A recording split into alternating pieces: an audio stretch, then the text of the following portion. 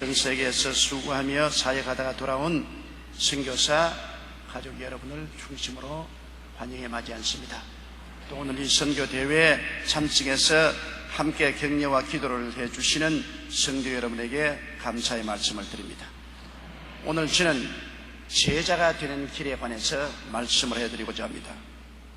예수님은 갈릴리 어부들을 중심으로 해서 젊은 제자 12명을 선택했습니다. 그들이야말로 오늘날 수준에서 보면은 불황무식하다고 해도 과언이 아닙니다.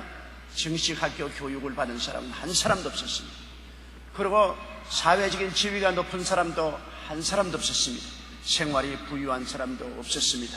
이 세상에서 멸시받고 천대받고 보잘것없는 무리들이었지만 주님께서 이들을 택하셔서 3년 반 동안 갈고 닦으시고 예수님께서는 그들과 더불어서 전도하시고 가르치시고 그리고 병을 고치고 귀신을 쫓아내는 치유의 사역을 가르쳤습니다. 돌이켜보건대 그들은 이 우주에서 가장 위대한 선생님 밑에서 배웠습니다.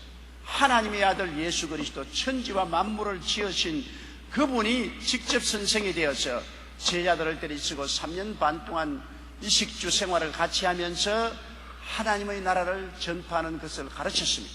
어떻게 복음 전도하는 자 되는가 자연적으로 배웠고 가르치는 것을 배웠고 그리고 치유의 사역을 그들은 배웠습니다. 3년 반 동안 배우고 나니 그들이 상당한 지식을 머릿속에 얻게 된 것입니다.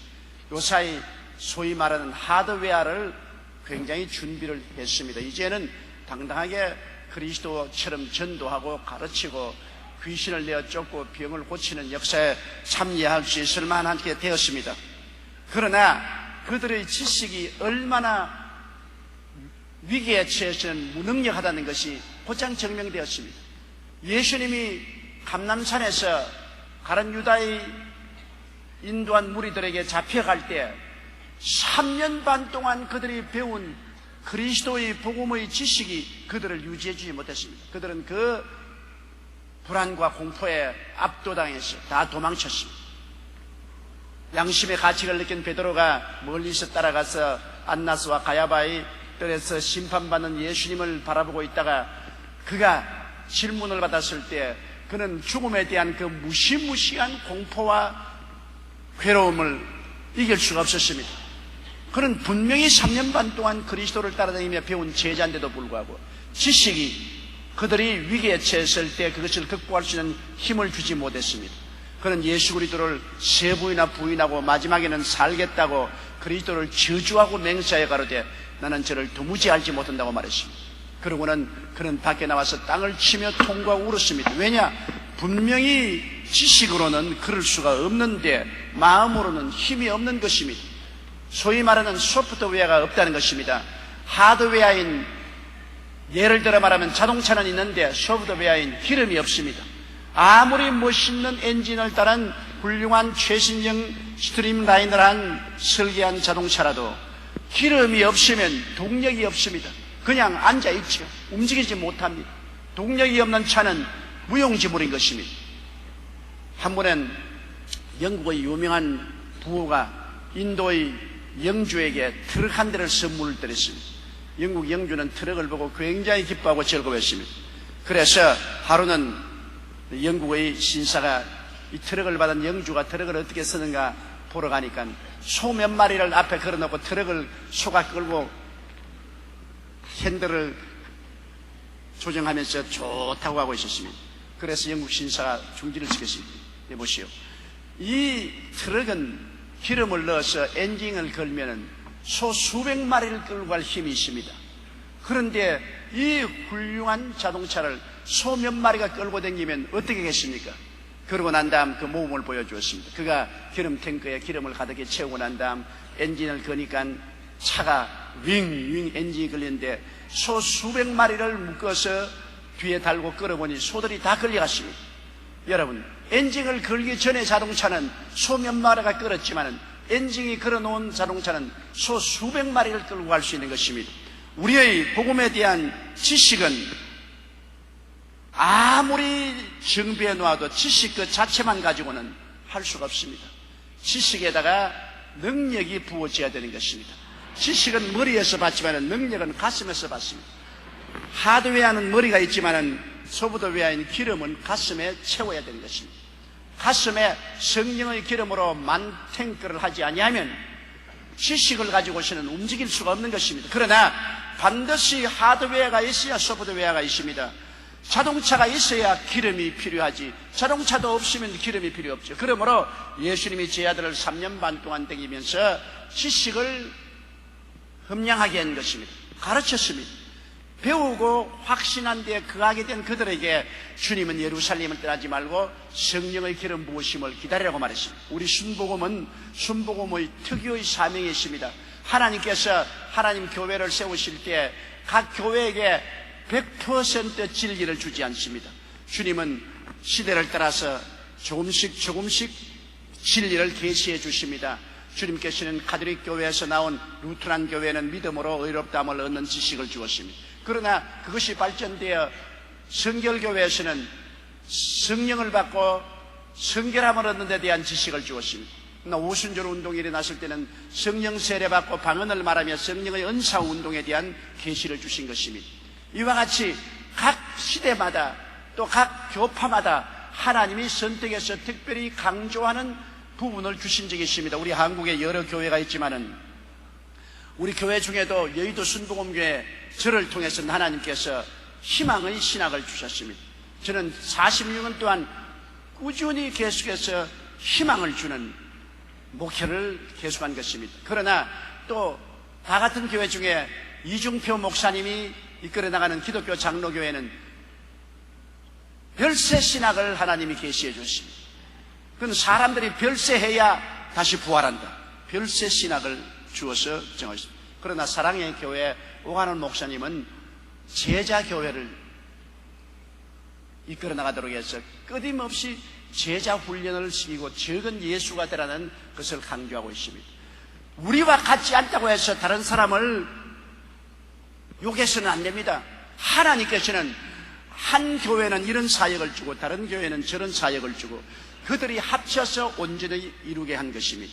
그러므로 우리는 다른 사람의 사역을 통해서 은혜를 받지만 우리의 사역을 버려서는 안 되는 것입니다. 우리 여의도 순복음교회에 준 하나님의 사역은 희망의 복음을 전하는 하드웨어인 것입니다.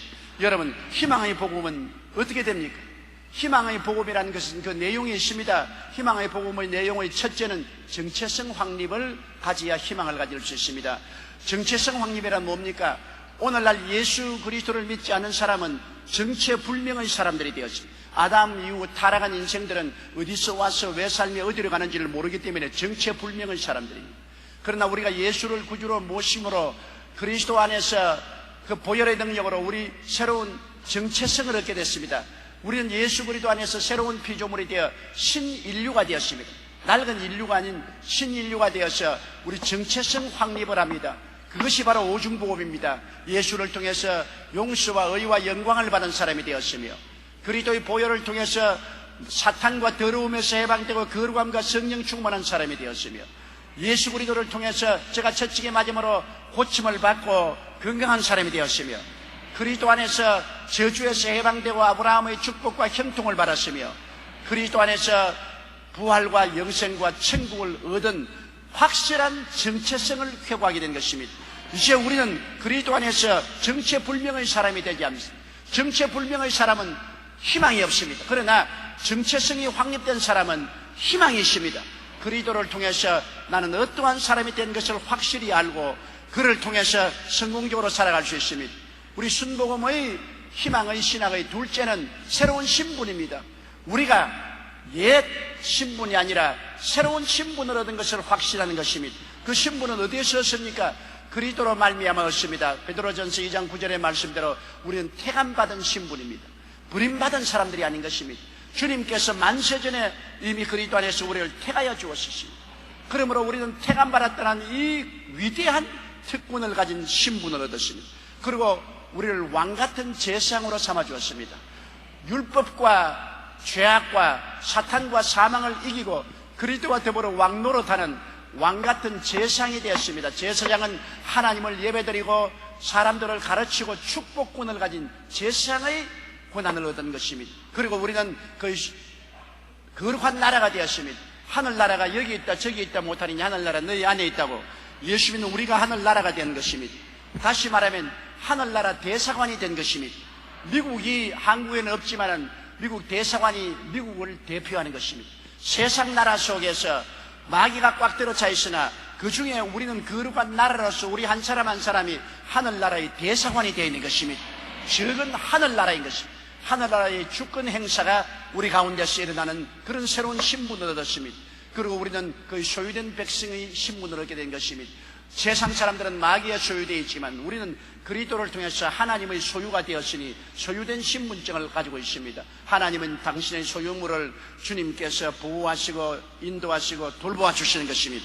그러므로 순복음의 희망의 신학은 우리의 새로운 신분을 확실히 알므로 소망차게 되는 것입니다. 자기 신분이 어떤 것을 모르면 소망차지 않지 않아요. 셋째로 우리 순복음의 신학의 하드웨어는 전인구원에 있는 것입니다. 우리는 영혼이나 구원받아 겨우 천국 가는 복음을 전하지 않습니다. 우리는 그리스도께서 우리를 구원하시되 아담이 에덴에서 타락함으로 말미암아 가져온 3대 재앙, 영혼의 죽음과 삶의 저주와 육체의 생로병사 절망의 3대 재앙을 십자가에서 철폐하시고 우리 영혼을 용서와 구원을 주시고 생활에 저주와 가난을 철폐하시고 아브라함의 축복과 형통을 주시고 우리의 건강과 치료와 함께 부활을 주시는 영혼이 잘됨같이 범사에 잘되며 강건하고 생명을 얻되 넘치게 얻는 전인구원의 메시지, 이것이 우리 순복음의 희망의 신앙의 메시지인 것입니다. 그리고 우리는 그 다음 네 번째 은혜의 복음을 전합니다. 우리는 율법으로 말미암아 구원받을 수 없습니다. 우리는 행함으로 말미암아 의롭다함을 얻을 육체가 없고 예수 그리스도께서 우리를 위해서 십자가에서 짐을 짊어져 주시고 일해 주심으로 구원은 그리스도를 믿음으로 말미암아 은혜로 선물로 받는 것입니다. 성경은 말하기를 그 은혜를 인하여 믿음으로 말미암아 구원을 얻나니 이것이 우리에게서 난 것이 아니요 하나님의 선물이라. 행위에서 난 것이 아니니 누구든지 자랑치 못하게 하렴이라. 율법적인 행위로 구원받는 것이 아니라 은혜로 구원받는다. 그래서 성경은 말하기를 그물과 죄로 죽은 우리를 그리스도와 함께 살리시고 또 함께 일으키사 그리스도 예수 안에서 함께 하늘에 앉혔으니 우리는 그리스도와 함께 사는데 우리는 아무것도 못하니까 그리스도께서 우리 짐을 지시고 우리의 일을 해주시고 수고하고 무거운 짐인 자들은 다 내게로 오라 내가 너를 쉬게 하겠다. 우리가 온유하여 순종하고 겸손하여 의지하고 믿고 따라 나가면 예수님께서 은혜로 우리 인생을 선물로 주십니다.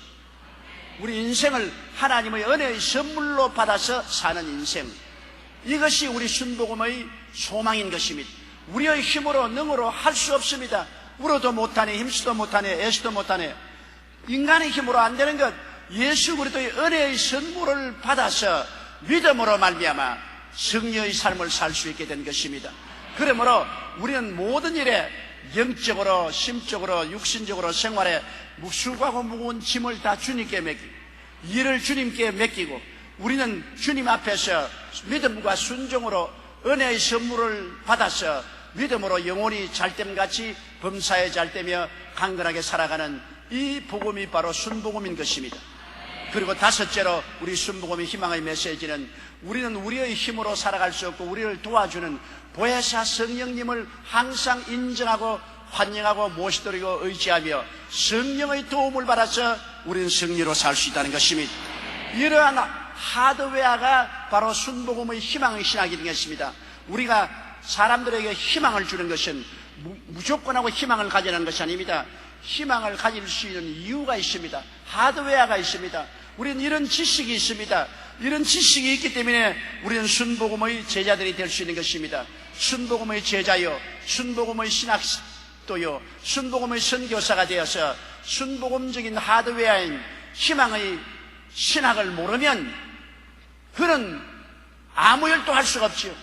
자동차가 없는데 기름 아무리 퍼부어봤자 기름은 땅에 쏟아져 버리고 마는 것입니다. 자동차 탱크에 기름을 실어야 되는 것입니다.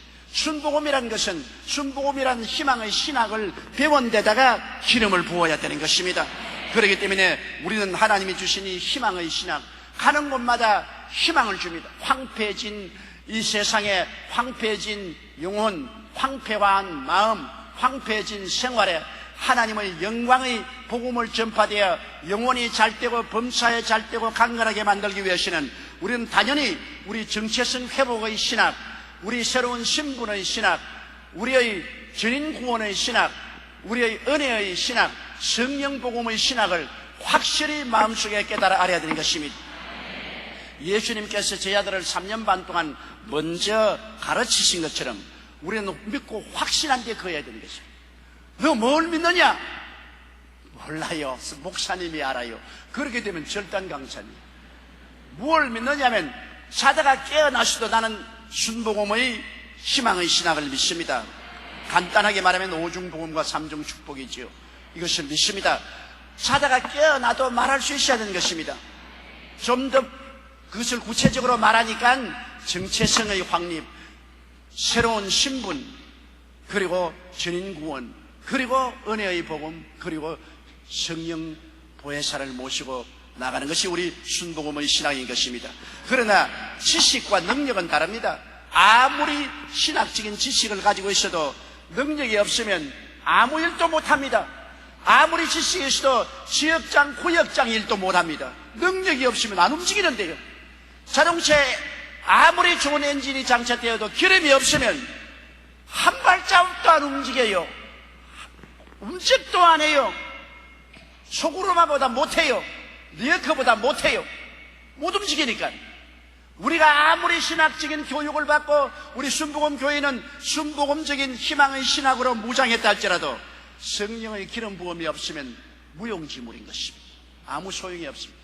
예수님의 제자들이 그리스도의 가르침을 통하여 3년 반 동안 교육을 받고도 그들이 고난에 처했을 때 그것을 고난을 이겨나갈 아무런 힘도 없었습니다. 절망과 공포를 극복할 수가 없었습니다. 모조리 다 달아났습니다. 지식은 있어도 능력이 없으니까 불안과 공포를 이기지 못하고 다 달아났습니다. 비겁자가 되었어요. 무능력자가 되었어요. 그런데 성령께서는 우리 가운데 오셔서 우리를 감화 감동을 시켜서 우리 그리스도를 배울 수 있는 지식도 얻게 하시고 예수님이 구주인 것을 알게는 하시지만은 감화 감동 이상의 능력을 받아야 되는 것입니다. 여러분, 우순절 이후에 예수님의 제자들이 어떻게 되었습니까? 그것은 너무나 천지지동할 만한 변화가 일어난 것입니다. 그들은 항상 숨어서 지내고 대중 앞에 나갈 수도 없던 제자들이 마가 요한의 다락방에서 한 열흘 동안 기도하고 난 다음에 우순절 날이 이름에 하늘로서 강한 바람 같은 소리가 나고 불의 휘같이 갈라지는 것이 각 사람 머리 위에만 있더니 그들이 다 성령으로 충만함 받고 성령이 말하게 하심을 따라 다른 방언으로 말하기 시작하더라 했지 않습니까? 그런 정도면 그냥 기사로 할지지만은 천지개벽할 만한 변화가 일어났습니다. 왜냐하면 자동차에 기름이 부어져서 엔진이 걸렸습니다. 베드로는 3년 반 동안 그리스도를 따라다니면서 배운 그 지식에 성령의 기름이 부어지자 엔진이 동하기 시작한 것입니다. 그는 급쟁이가 그 자리에 일어나서 그 요란한 소리를 듣고 들어온 모든 이스라엘 백성들에게 그런 담대하게 복음을 전 것입니다. 너희가 십자가에 못 박힌 이 예수를 하나님은 그리스도와 주로 삼았다고 그런 담대하게 설교했고 그의 설교를 들은 사람들이 하루에 3,000명이 회개했습니다. 너무나 놀라운 일입니다. 어떻게 급쟁이 베드로가 저렇게 변화받을 수 있습니까?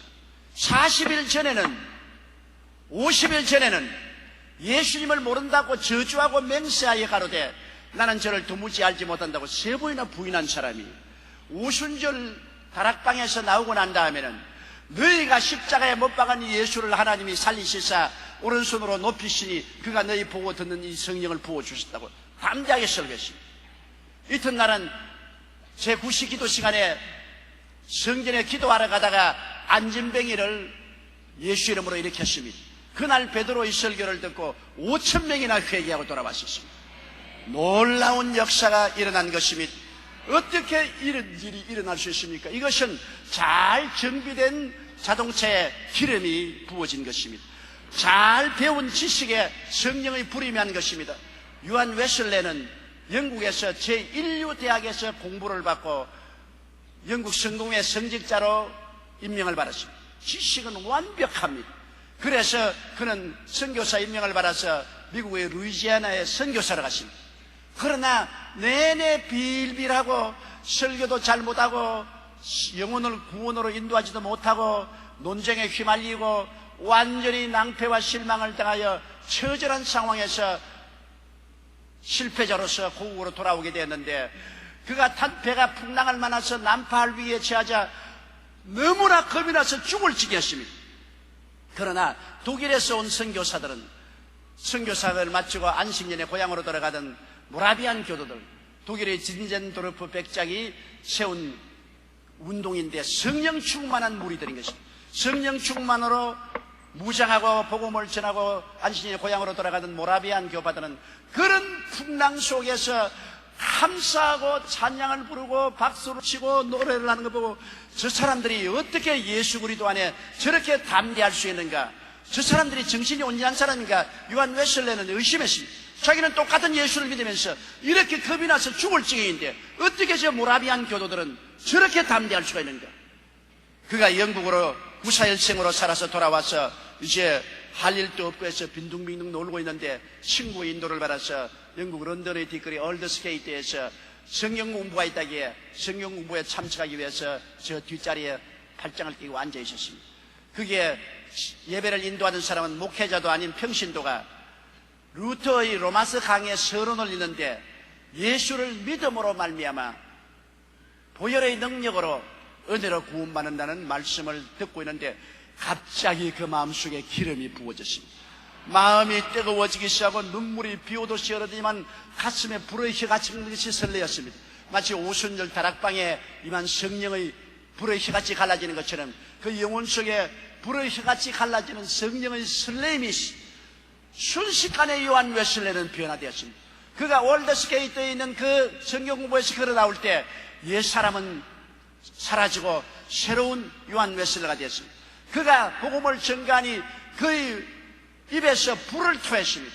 영국의 국교에서 그를 쫓아냈습니다. 그는 공동묘지에서, 시장터에서, 길거리에서 구름대 같은 모인 사람들에게 복음을 전했습니다. 말할 수 없는 핍박도 많이 받았지만은 그는 영국을 뒤흔들어 놓고 영국이 산업혁명으로 사회에 큰 갈등이 있고 빈부격차로서 혁명이 일어날 전야와 같은데 요한 웨슬레의 그리스도의 복음으로 영국은 불란서와 같은 피의 혁명을 전하지 아니하고 무사히 산업사회에서 민주주의 사회로 들어올 수가 있는 것입니다. 요한 웨슬레가 어떻게 변했습니까? 잘 공부하고 하드웨어가 잘 돼 있는 신학적 지식이 있는 사람에게 성령의 기름이 부어지니까 동력이 생겼습니다. 윙 온 영국을 끌고 나가는 위대한 지도자가 된 것입니다. D.L. 무디도 한 가지입니다. D.L. 무디는 여러분 구두방 직공이었습니다. 구두를 고치는 구두방 직공으로서 주일학교 나가서 열심히 주일학교 애들을 가르치고 성경 공부를 열심히 했으나 신앙이 그냥 오락가락했습니다. 그래서 그는 답답하고 견딜 수가 없었습니다. 하루는 천당에 있는 것 같다가 다음 날은 지옥에 있는 것 같고 마음이 오락가락하고, 그리고 그는 주의 종의 사명을 받았으나 아무도 그의 설교를 들어주는 사람이 없었습니다. 너무나 답답해서 하루는 뉴욕 거리를 걸어가면서 하나님이여 나도 성령을 주옵소서, 성령을 주옵소서 하는데 하나님이 성령이 임하셨어요. 너무 성령이 임하니까 빨리 친구집에 들어가서 하나님이여 손을 내 머리에서 떼주시옵소서, 안 그러면 내가 죽겠나이다. 성령의 불이 그렇게 세차게 임하십니다. 그 D.L. 무디 목사님은 정식 교육을 못 받았기 때문에 상당히 무식합니다. D.L. 무디 목사님 설교한 설교 원고 그대로 보면은 나보다 영어를 더 못해요. 문장이 틀리고 문법이 틀리고 단어가 그냥 복수를 단수 단어로 쓰고 그렇게 해도 D.L. 무디 목사님은 그러한 유식하지 못한 언변을 가지고 있어도 미국을 뒤흔들고 영국에 건너가서 캠브리지, 옥스포드의 인류 대학에 들어가서 대학을 뒤흔들어 놓았습니다. 무엇이 그렇게 하느냐? 성령의 능력이 그렇게 만드는 것입니다. 성령으로 말미암지 않고는 안 되는 것입니다. 여러분, 성령의 불이 와야 변화가 오는 것입니다. 우리 여의도 순복음교회가 어찌하여 세계 최대 교회가 됐습니까? 우리 역사와 전통을 따져보면 참 별 볼 일 없습니다. 불광동 대저마을에 다 떨어진 24인용 천막에 가만히 깔고 흙으로 제단 쌓고 사과 개짝으로 강단을 삼아가지고서 예배를 시작한 시작이 너무나 미천합니다.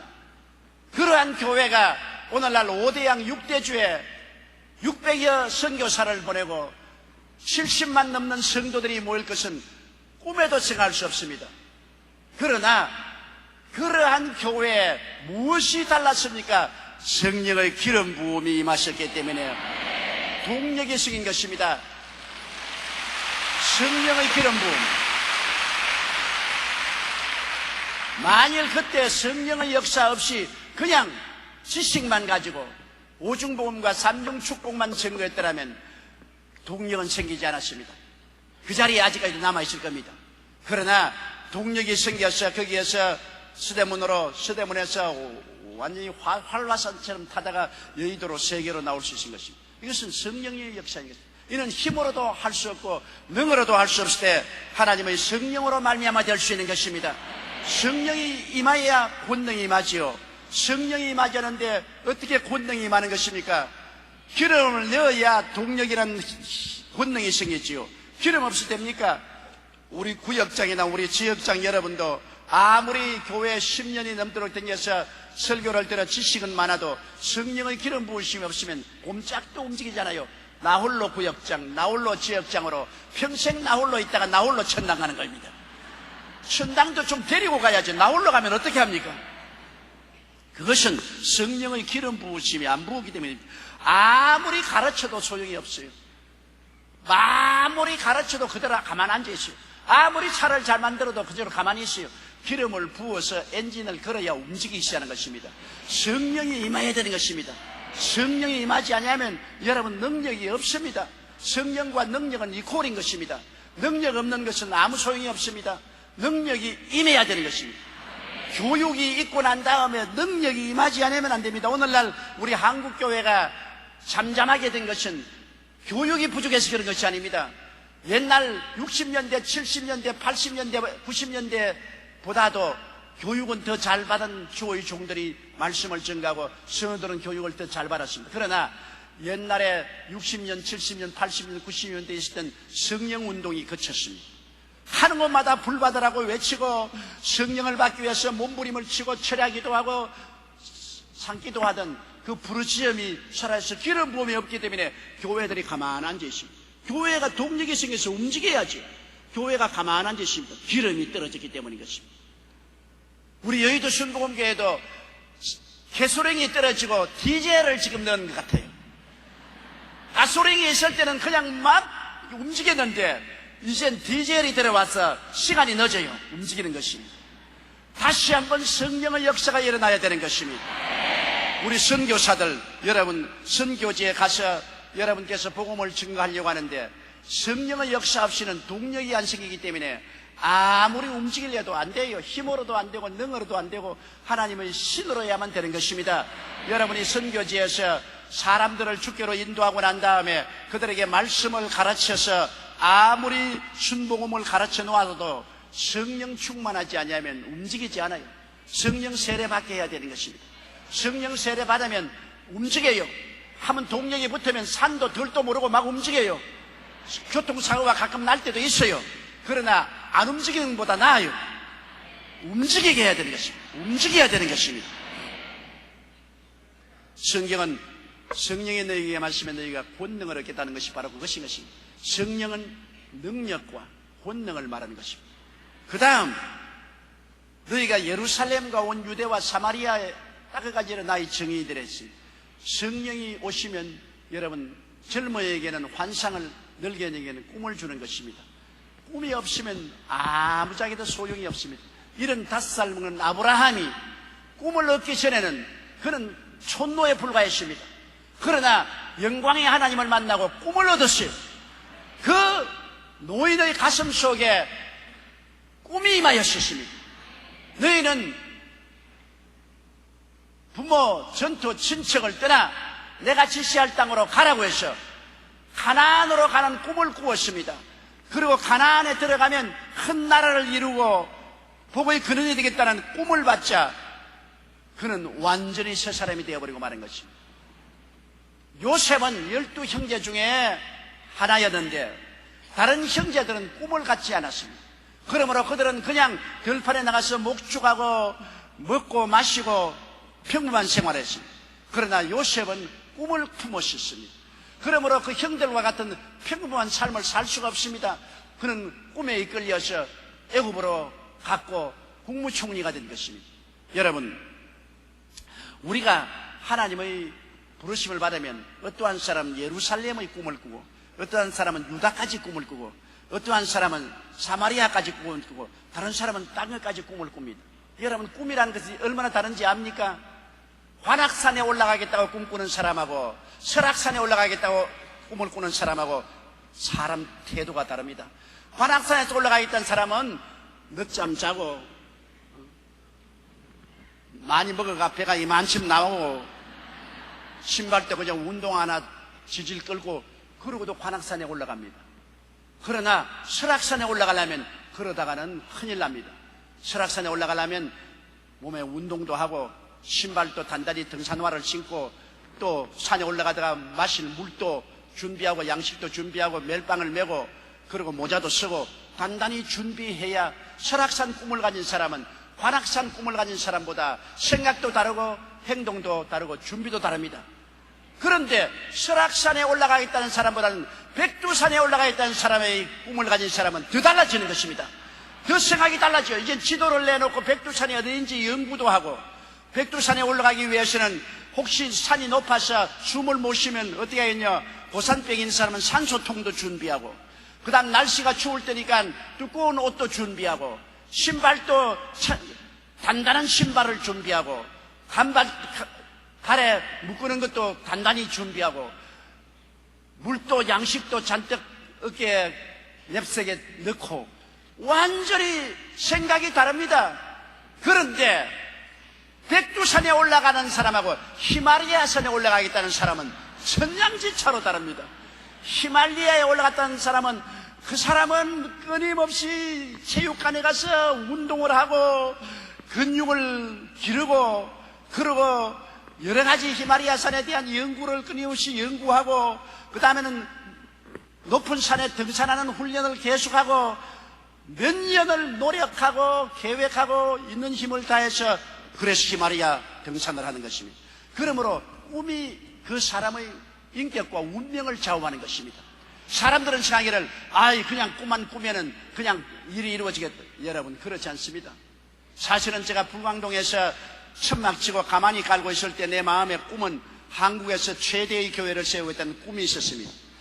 꿈이 있었기 때문에 한국에서 최대의 교회를 세우려면 어떻게 합니까?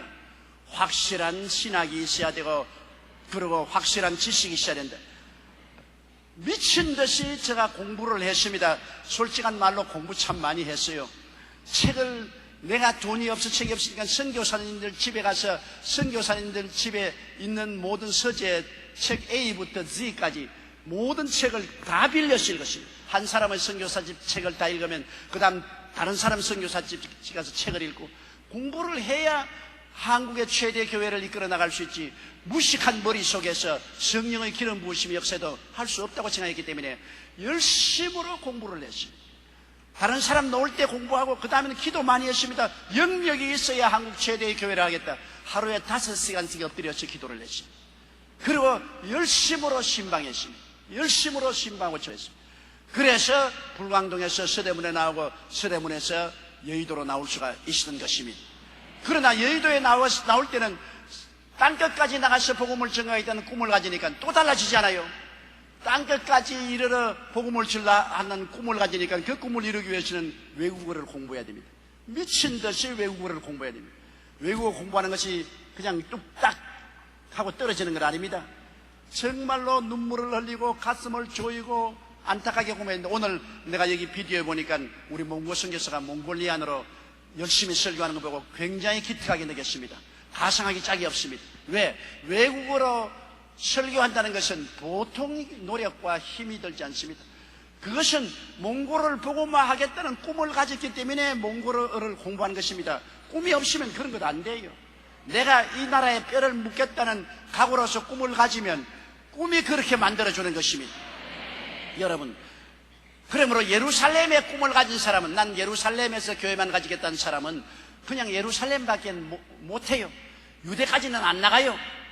유대에 나가겠다는 사람은 예루살렘에 있는 사람보다 꿈이 크기 때문에 더 많이 기도하고 더 많이 노력합니다. 사마리아까지 가겠다는 사람은 더 꿈이 커요.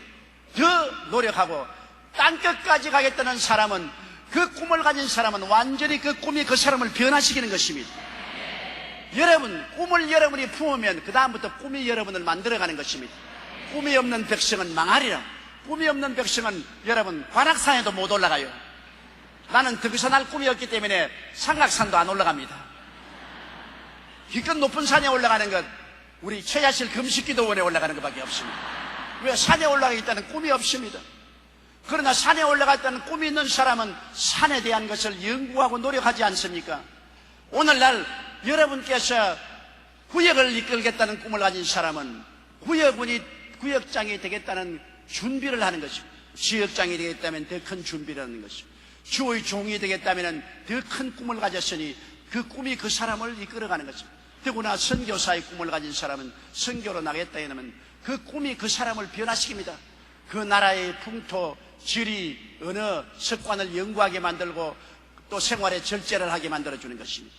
꿈이 없는 백성은 망한다고 했기 때문에 여러분, 우리는 크고 작은 꿈을 품어야 되는데 하나님의 성령께서 우리 꿈을 주시면 여러분, 우리 꿈을 점점 더 크게 가질 수 있습니다.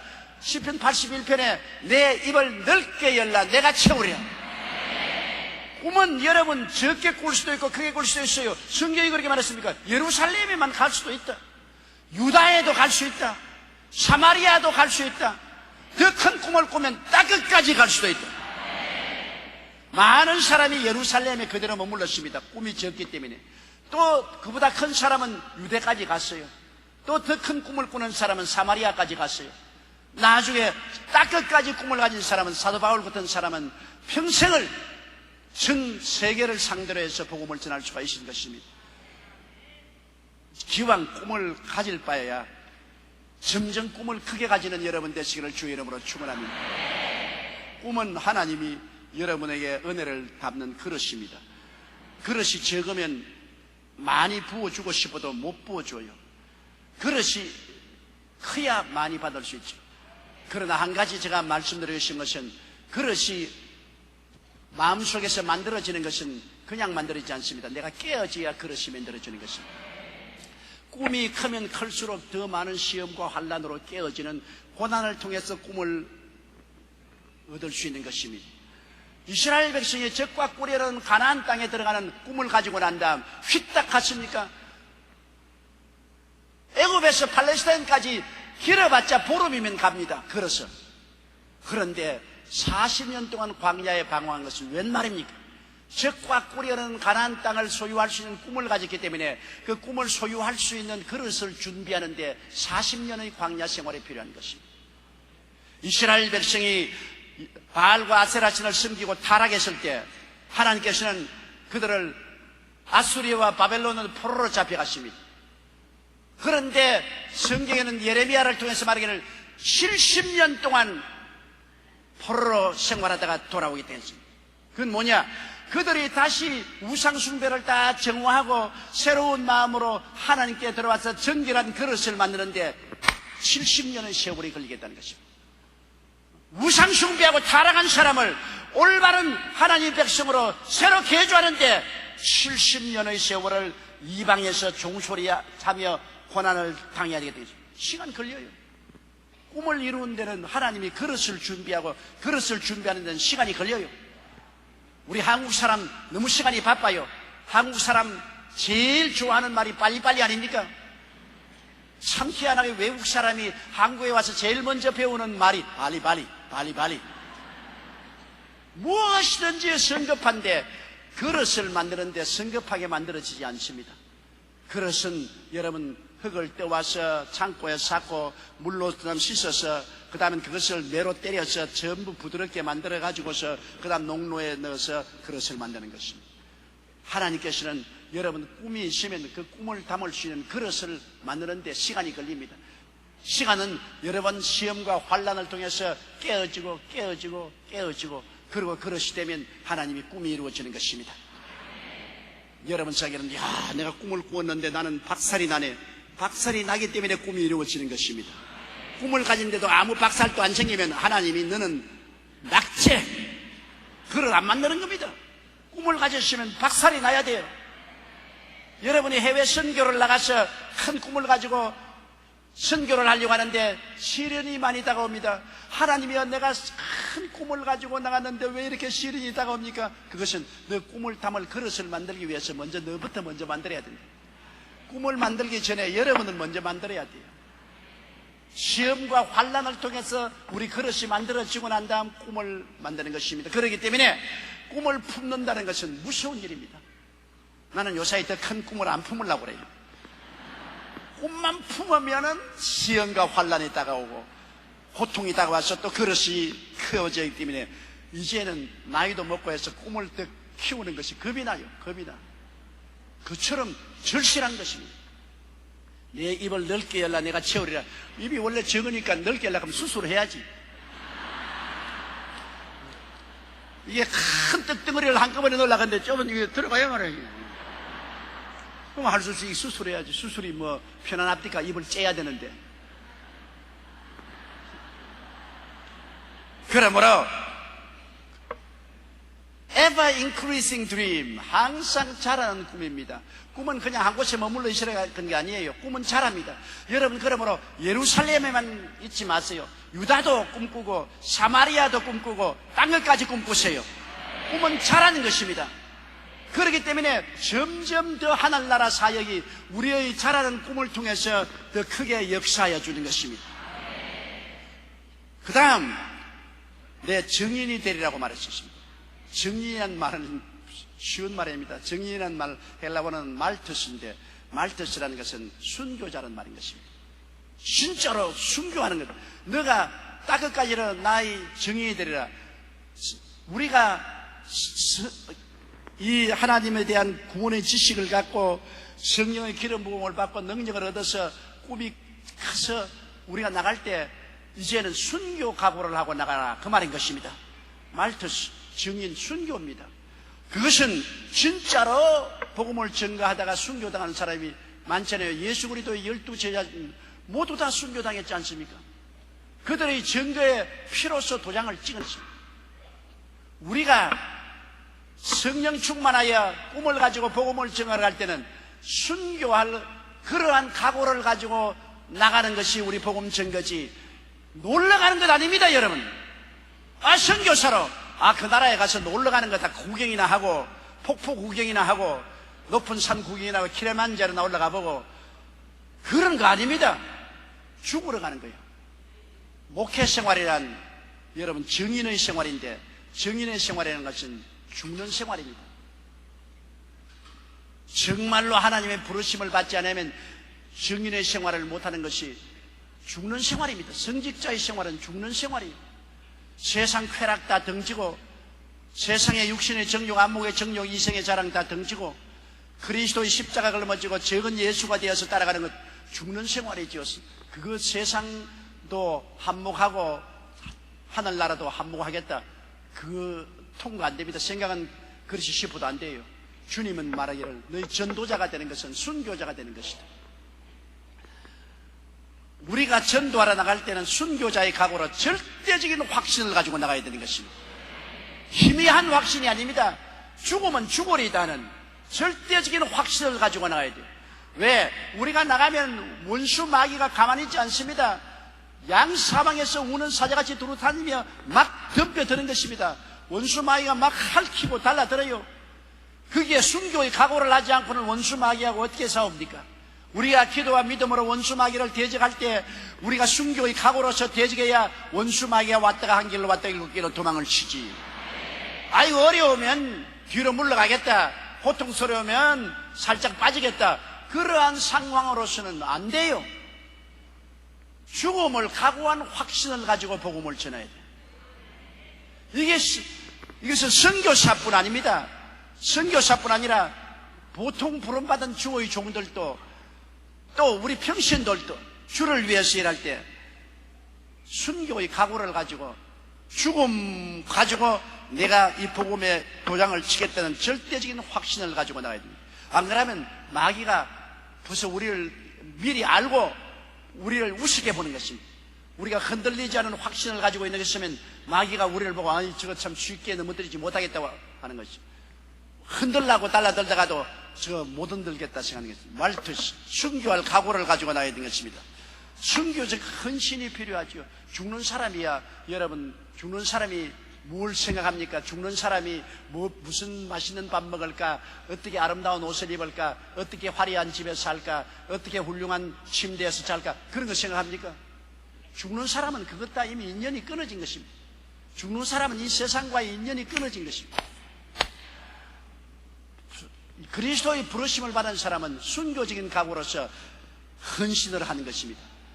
마음을 다하고 뜻을 다하고 정성을 다하고 목숨을 다하여 헌신하는 것입니다. 물론 그렇다고 해서 하나님이 굶겨 죽이진 않지요.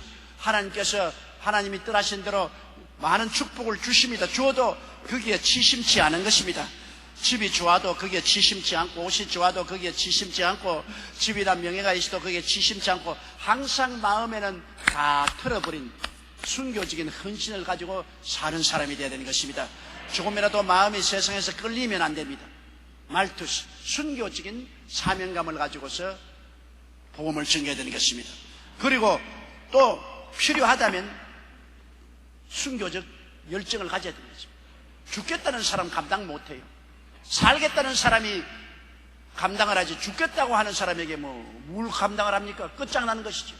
우리 한국에도 검찰에 불려간 사람들이 한강에 가서 투신 자살했지 않습니까?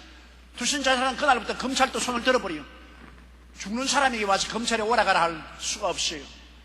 세상살이에도 죽음의 열정을 가진 사람은 국가도 감당 못해요. 우리가 죽을 각오를 하고 나가는데 사탄이 어떻게 손을 써요? 세상이 감당하지 못하지 않아요. 주님께서는 너희가 땅끝까지 이르러 나의 말티스가 되리라.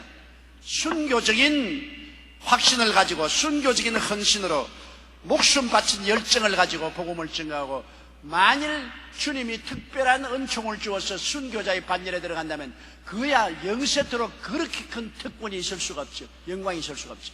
그러나 그런 영광은 보통 사람에게는 주어지지 않습니다. 특별히 하나님이 은혜 주기를 원하는 사람만 택해서 순교의 자리에 들어가지, 보통 사람들은 그까지는 못 가더라도 순교적인 확신과 순교적인 헌신과 순교적인 열정을 가지고 주님께서 복음을 전하라고 말씀하신 것입니다. 그러므로 오늘 우리 선교사들뿐 아니라 우리 모든 사람들은 다 적은 선교사들입니다.